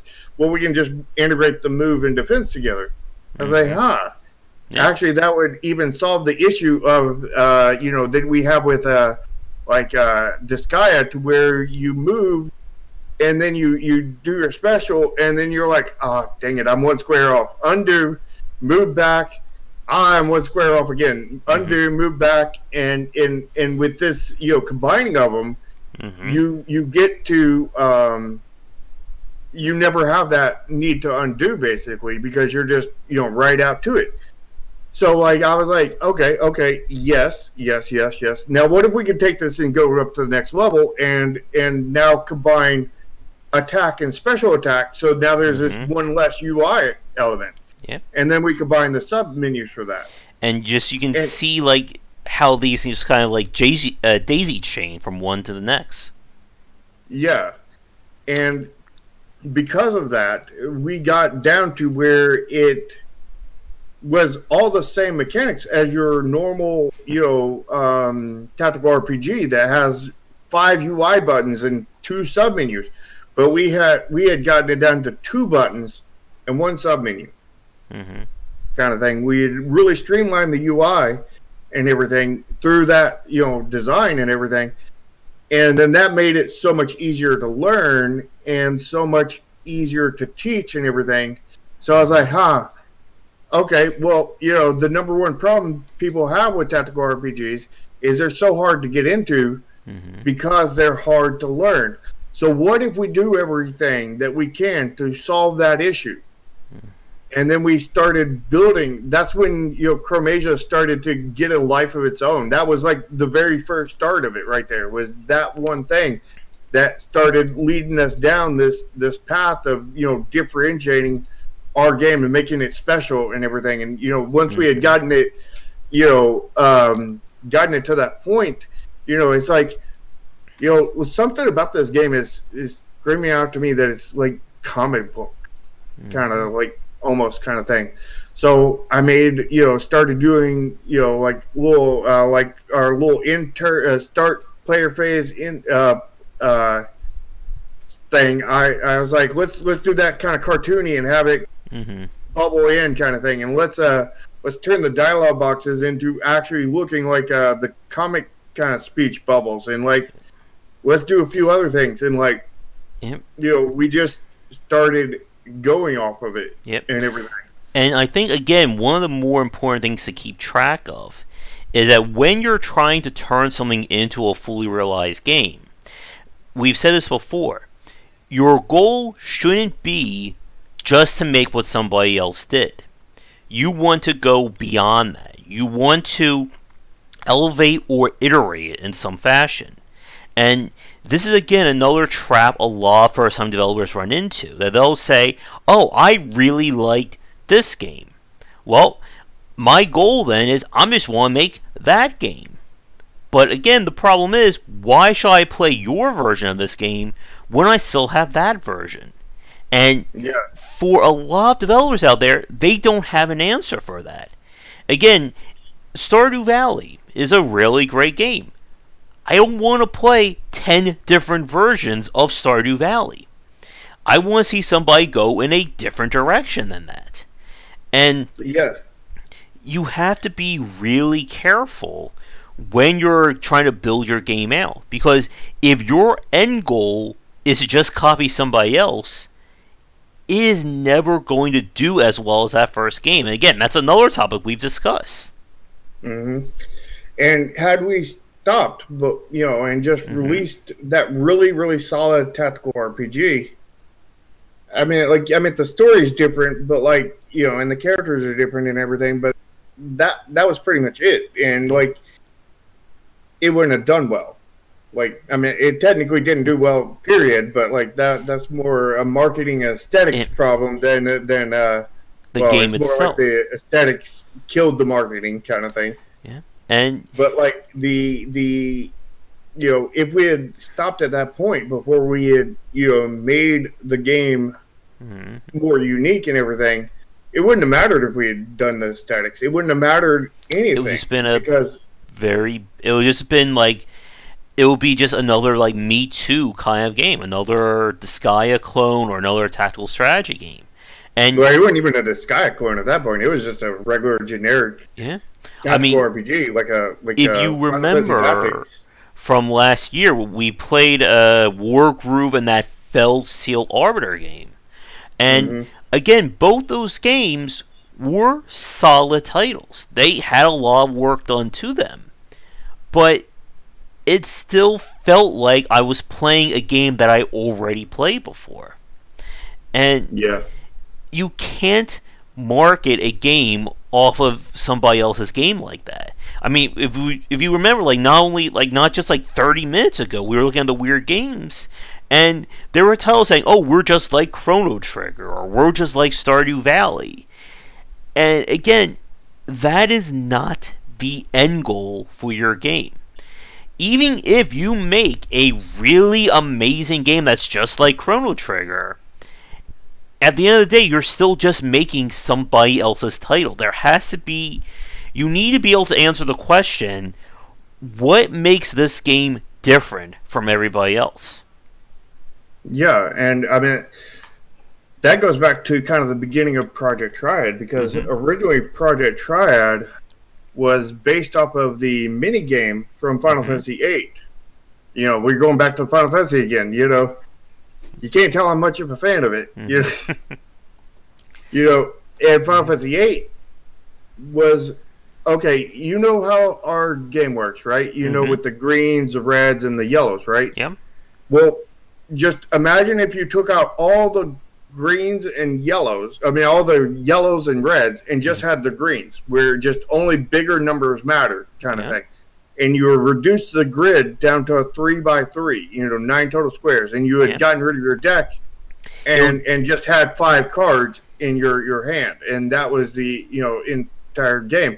That was what Triple Triad was. The little Yep. mini game from Final Fantasy, but you can see how adding the inverse of that, the less than, the Mm-hmm. equals to in there, the yellow, and the expanding the grid, and then they also didn't really have much of powers. They had some elemental system in Mm-hmm. there which didn't really do much, you know and we actually add like legit card powers in there, and then Mm-hmm. spell cards in there, and we had you played it. Yep. And like we just said, that if you would have just literally kept your very first version, again, Beta's being a straight up clone of Triple Triad, it's a good prototype. It's a good design loop. That's why it worked in the first place. But why would anybody give that any time or any money compared to playing anything else that's iterated and evolved on that? And Well, technically, the evolve is the those all those things I said mhm, happened before those were all in the first prototype. yeah, So it already changed by the first yeah. prototype. But there are plenty of developers who don't do that, who Mm-hmm. just simply say, "I want to make somebody else's game," and then that's their entire goal. Again, like Yeah, we brought up that Lazy Bear Games, who I hate to keep naming them, but they're just really good examples of this. They take somebody else's game, and in a way, they make it worse. It's yeah, the with better aesthetics. yeah, it's the reverse Blizzard situation, or Mm, reverse Blizzard 10 years ago, we should say. yeah, yeah, and they nail down the aesthetics. I mean, Hmm. they just copy somebody's game, and they don't even know what really makes that game work in the first Exactly. place. Again, if you're here's like the absolute worst case scenario, you want to copy somebody else's game, and you make a worse version of that game. We've played games that try to emulate beat 'em ups, platformers, and classic RPGs, and they are worse than the games they're trying to emulate. Yeah, and you've got to, if you're going to make a game Hmm. based off of another game or a game period, you've got to know how it works. You got to know how games around it works, and you've got to know what's Hmm. been done, what hasn't been done. And I mean, you don't even have to necessarily create something new. Hmm. You can be like, well, this one game had this one feature, and this other game had this one feature I really liked, Let's and I combine. think they would mesh well together, or Hmm. I could slightly change it to make them mesh well together, and there you go, kind of Yeah. thing. Like it, I mean, you're only going to be able to go so far on that, but I mean, that will, Hmm. as a new person, will take you far. You just have to make sure that the mechanics mesh well together. Yeah. Like if they don't mesh well together, what can you do to change it to mesh them well together? Yeah. As somebody once said on a GDC talk, a game designer is a problem solver. Yeah. They go in there and they find out the problems and they find a way to fix it. So if you've got these two mechanics and everything and they're not meshing well together, Hmm. as a game designer, you go in there and problem solve and find out why they're not meshing well together and what can you change to make them mesh well together. Yeah. And I think it's very important to also mention that sometimes at the end of the day, a prototype may just be a prototype. There may not be enough meat on that bone. Of course, yeah, definitely a problem finder. At the end of the day, there may not be enough content or enough ways for you to take this and turn into a full game. And that's perfectly valid as well. As we've said before, it's better to fail small than to spend 5 to 7 years of your life on a game and then realize, maybe this isn't the best game to, bank our entire studio on. Yeah, when you've already banked it on it and Yeah, it's set up for doom. Yeah, I like mean, something like Anthem there. yeah, And you've as a got quick to time go check, ahead. we are about 2 hours, so I think we'll wrap things up in like the next 5 to 10 minutes. You've got to you got to know when to fold it. Mm-hmm. And you know it's easier for a designer Mm-hmm. than it is for a programmer, because a programmer is again just going to make a prototype Mm-hmm. and then scrap it, kind of thing, if it doesn't work, kind of thing, or they may not know if it works, And and they'll then, spend time on it, and they'll spend time on it and spend time on it until they find out that it doesn't work, and hopefully that won't be 7 years later. mm-hmm. Where a designer can get in a design file, put these things on paper, down on paper, and visualize the mechanics and see how Mm-hmm. basically this gear tackles with this gear, and they turn each other, and how the game will function. You can get a Mm-hmm. visibility for that off of the sheet, Yeah, and for even better view, you can take this and turn it into pen and paper kind of thing. paper prototyping and all that. Yeah, paper prototype it out and everything, and see how it works there. Paper, pen, calculator, whatever you dice. You Yeah, got your RNG. You can do the entire game that way. You probably don't want to do the entire game, but you can yeah, enough to find out that if the game has legs or not, kind of thing. yeah. If there's a way to go with this before you even go to prototyping. But that's kind of the difference between Mm-hmm. a initial prototype from a programmer and initial prototype from or planning for initial design from a designer, kind of thing. And designers have the upper hand there, but at the same time, Mm-hmm. programmers have the speed there because they can just pop it out really Yeah. quick. And here's my final point, and then I think that's going to be it for me on this topic. That, as we've said before, there's a lot of different areas that touch on this topic, and there's one that's very important. At the end of the day, no matter what your plan is, you have to be able to sit down and say to yourself, can I actually make this? Because this is a very big determining factor as to whether or not this can go forward. Because Hmm. we've seen developers again that they will come with a crazy idea and think, oh, I can, I'll learn this all myself, and end up with a game that is like 3/4 less the quality than anybody was looking for. And you have to be able to look at everything at your disposal, and like you said, Shark, you have to be able to kind of visualize, what does this game look like? What does this actually look like as something in somebody's hand? And do I have the skills, or do I know the people who can put this together? Because at the end of the day, as we've said many times before, the consumer doesn't care about your passion. They don't care that this was your dream idea that you had when you were 6 years old, and you spent 30 years of your life trying to create this dream. They care about what is on the store page. And if you can't put something that is going to convince somebody to play your game, then it's unfortunately not going to be in your best interest to make that game. Now, of course, you can come back to that. We've had discussions before about, you have plans for remaking Chromasia, you have plans for other titles that you want to pursue as you grow as a game developer. Yeah, I have my dream game that Mm-hmm. that everything is going after, but I do not have the skills to make my dream game. I don't have people on my team that have the Mm-hmm. skills for that, because that is along the lines of AAA kind of thing. Yep. And AAA is hundreds of people that are all extremely talented, And and millions of dollars of budget too.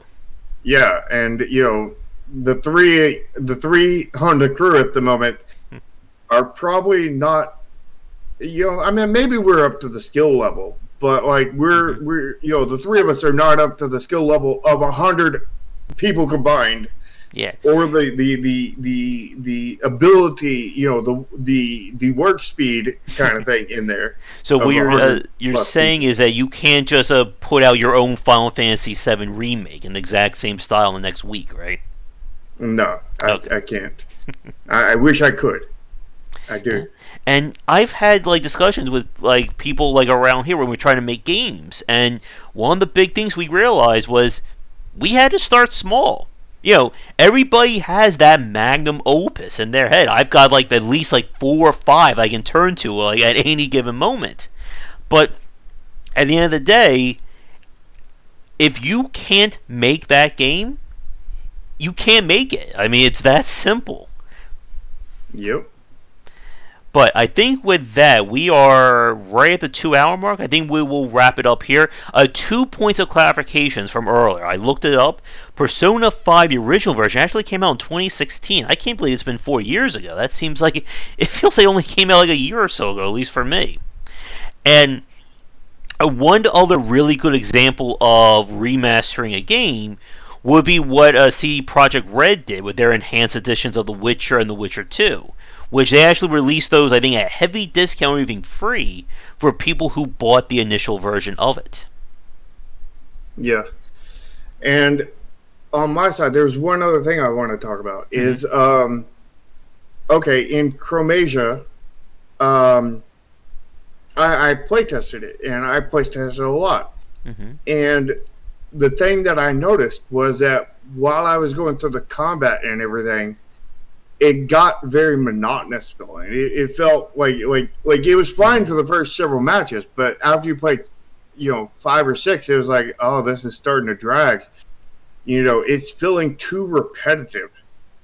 What can I do, as design wise, to change this up, break up the combat just enough to get rid of the repetitive feeling, at the same time of not breaking it up too much to where it just takes you out of the experience?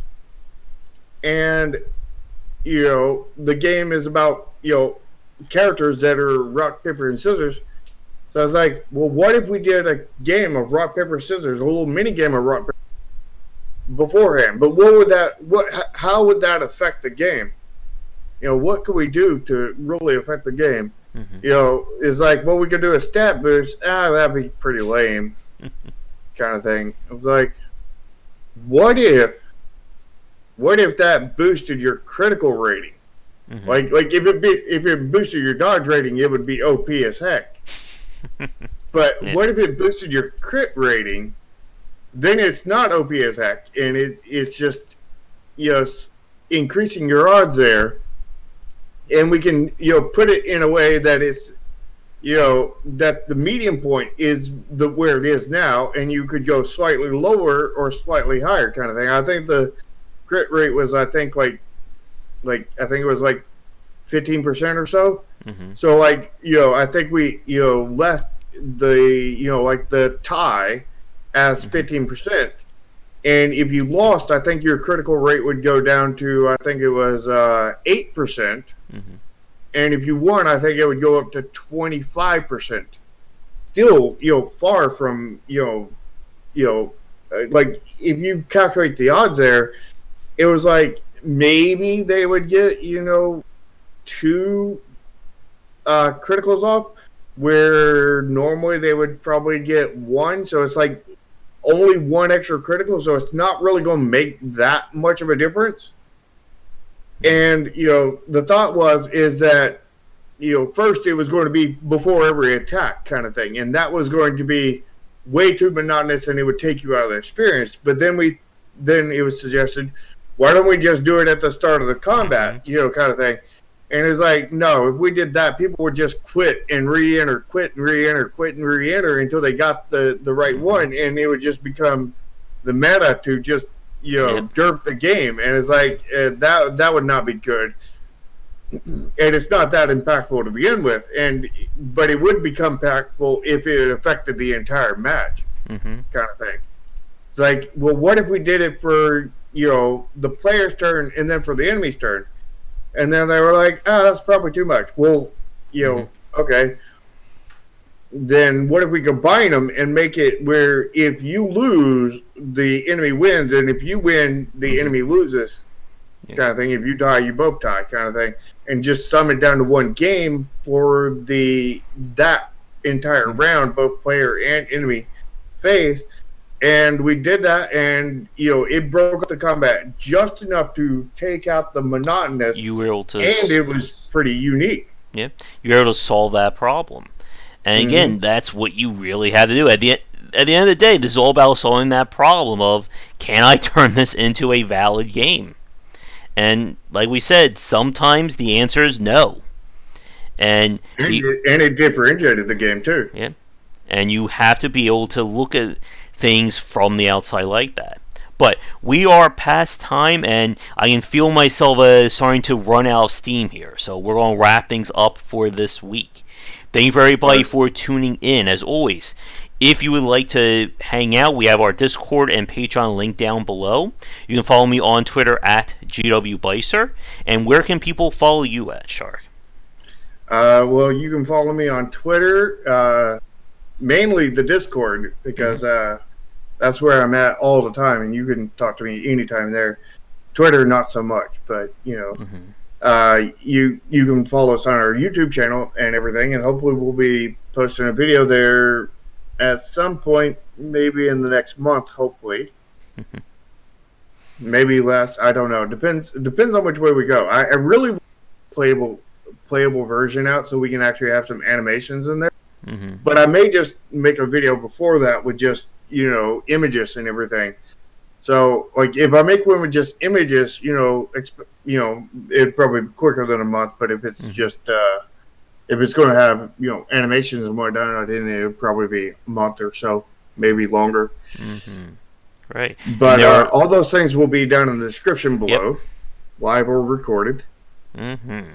We will be back And ideally at 3:34 p.m. once we're all back in sync after daylight savings for next week. And for the people yeah, watching this live, be sure to check out. We have multiple devcasts coming in the following week. And if you have any suggestions for Patreon rewards, comments, things like that, let me know. But that is going to do it. I'll be back later tonight for our classic game stream. Come back for daily discussions on game design here and on game wisdom, where some of the art and science of games. Until next time, have a great rest of your Sunday. and since you're out of Steam, you know Mm-hmm. what you got to do? What? You got to go play some games on Yeah. Steam. Get you some Steam. There we go. All right, everyone. Have a great night. I will see you later.